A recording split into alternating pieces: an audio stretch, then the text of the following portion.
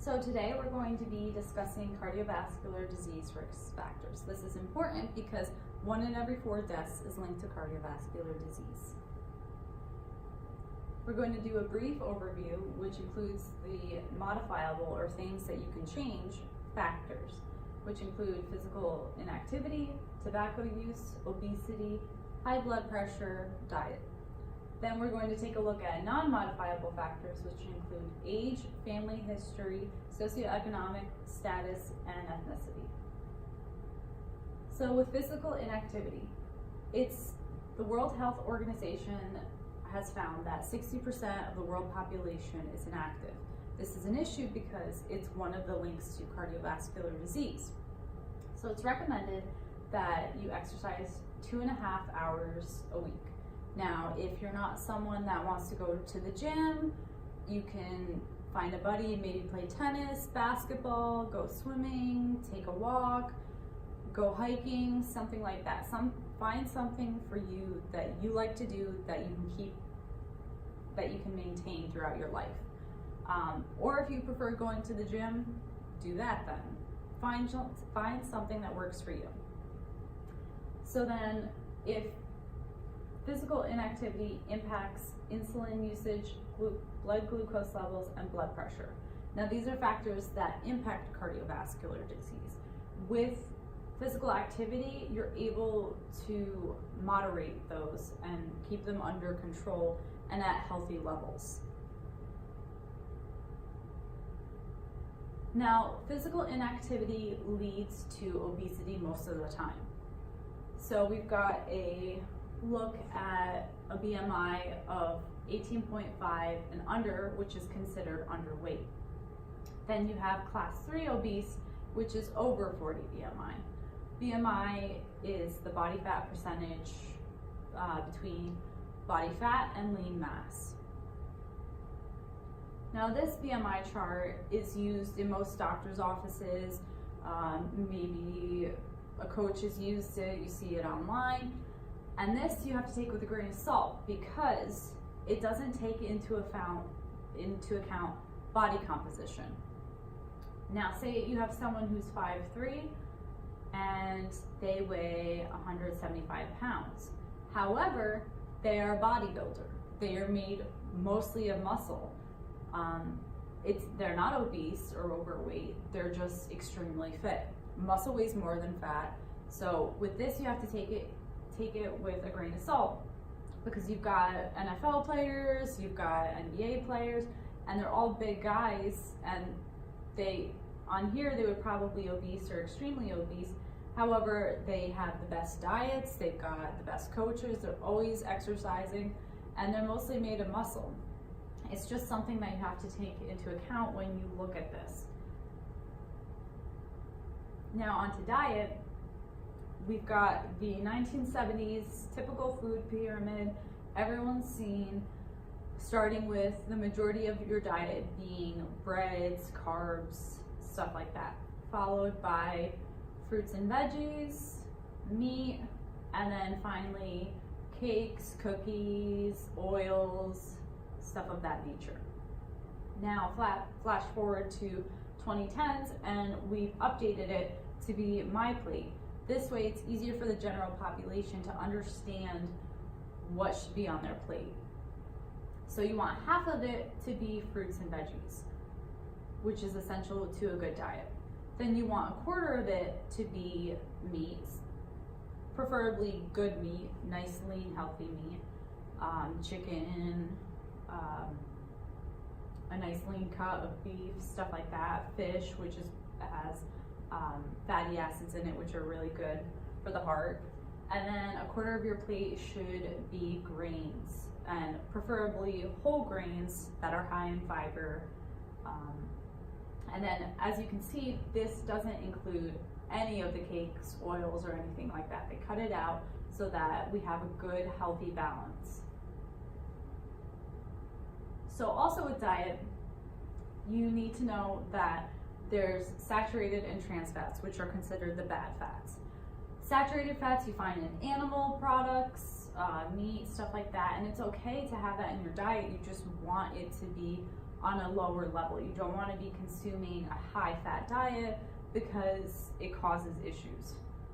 And trans fats are man-made fats that you can find in fried foods, chips, cookies, stuff like that. It's stuff that's man-made that your body can't process, and it also causes issues in your body and can lead to cardiovascular disease.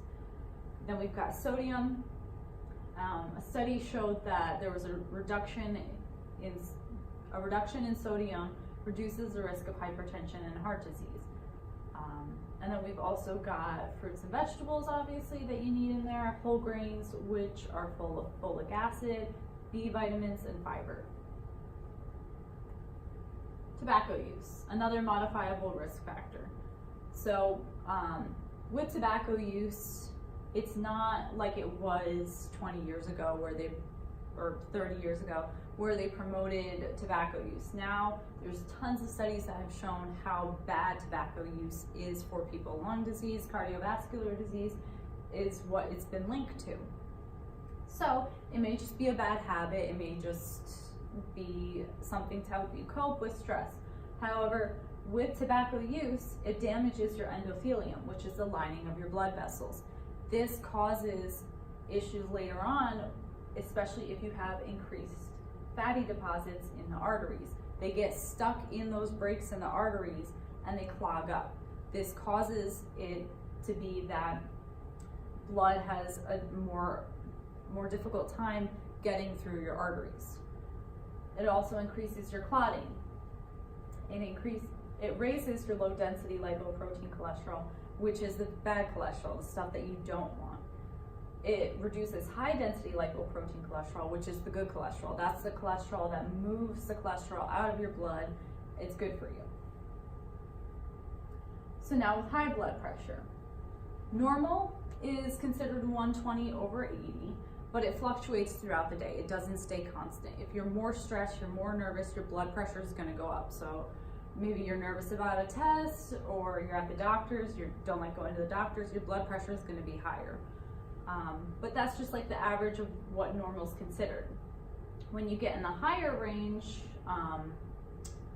stage 1, 130 to 139, over 80, 89, that's when it starts, you want to start watching out, maybe go to the doctor, see what's going on there, because it may be something that runs in your family. If it runs in your family, then you need to talk to your doctor about how you can counteract getting high blood pressure.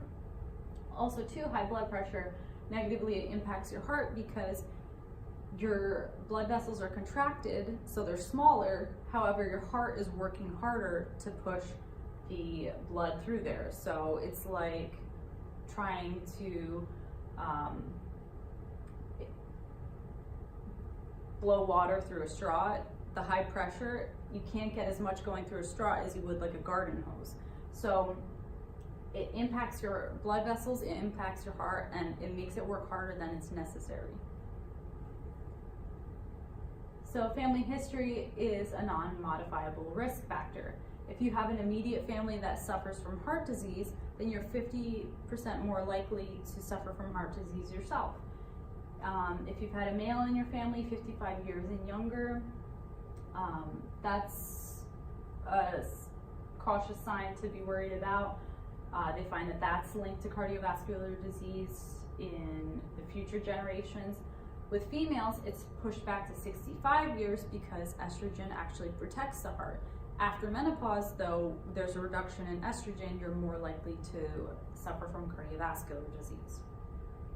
And then it's shown that hypertension, abnormal blood lipids, type 2 diabetes, this stuff is genetic. It is linked to cardiovascular disease. So I found out a few years ago, both my parents have type 2 diabetes. They didn't want to tell me because they thought it was embarrassing and they didn't want anyone to know. However, it's something that I need to know, my siblings need to know, because it impacts our lifestyle. If we had terrible diet, didn't exercise, it's something that those are factors that we could use to counteract that of getting type 2 diabetes, which poor diet, exercise, obesity, those are linked to type 2 diabetes. So it's important to know your family history because it impacts your life and the life of your future offspring. So then we go into other non-modifiable risk factors, which include age. Age, there's nothing you can do about. Everyone gets older, it's not something you can change. However, if you're exercising, you have a good diet, these can help to counteract the impact of cardiovascular disease, push it back later on in life. And then we also have ethnicity.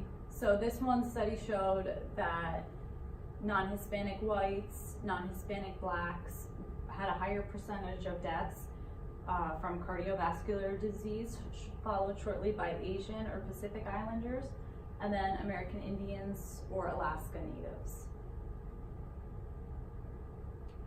And then finally, we've got socioeconomic status.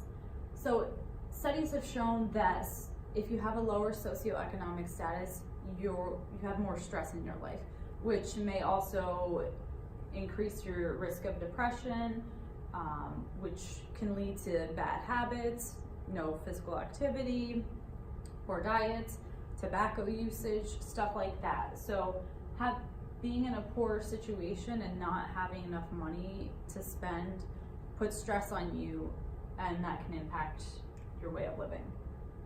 So we've got 3 different ethnicities here: Black, Hispanic, and white. We've got lower, middle, and upper class.